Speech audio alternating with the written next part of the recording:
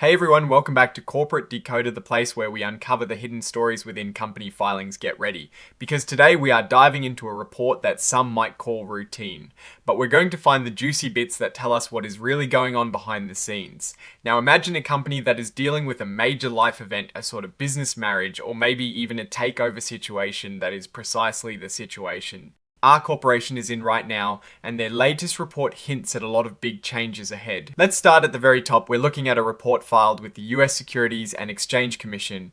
You know, the folks who keep an eye on publicly traded companies to make sure everything is on the up and up. This particular filing is a Form 8K, which is like a special announcement a company has to make.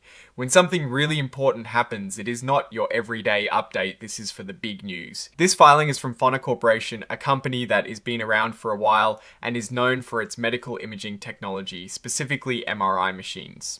Now, what is really interesting about this filing is that it is dated the 13th of February 2026, and it is talking about the results of operations and financial condition for the second quarter of fiscal 2026, which ended on the 31st of December 2025, so they're releasing their financial report, but there is a lot more going on than just those numbers. One of the boxes ticked on this form tells us a lot. It indicates that this filing is being used as soliciting material.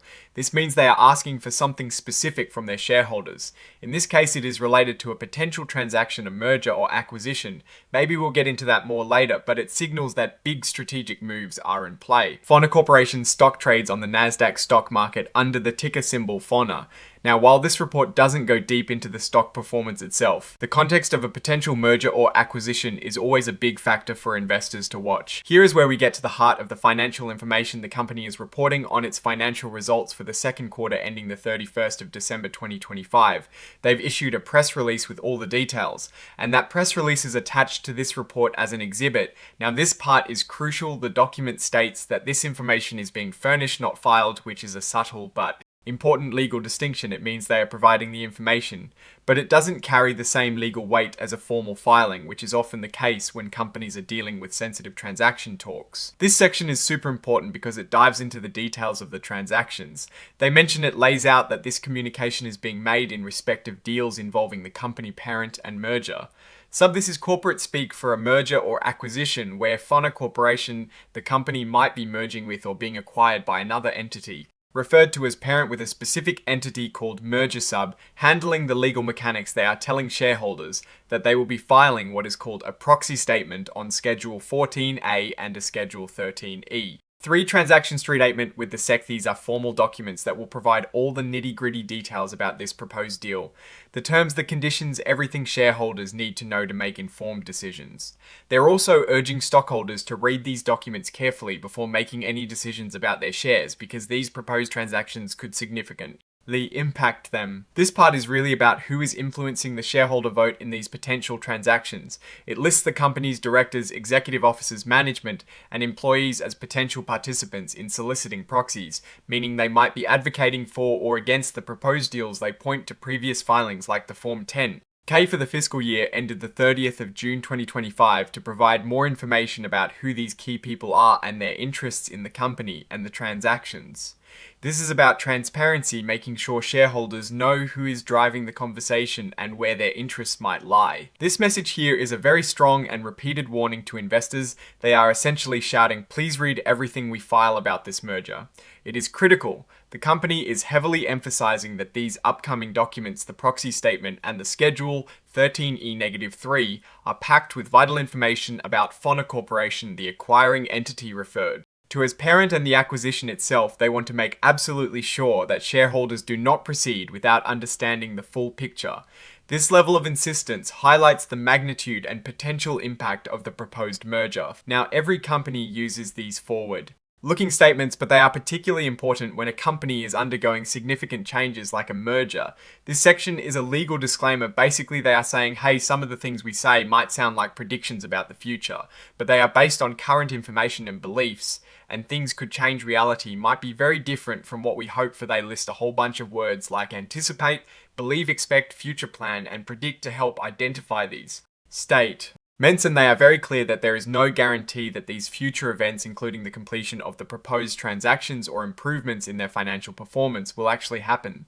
This is a standard but crucial part of any filing, especially when a company is navigating uncertain waters, like a major acquisition. Now let's talk about the actual numbers, the financial results reported in that. Press release mentioned earlier, while the report itself doesn't contain the full financial tables.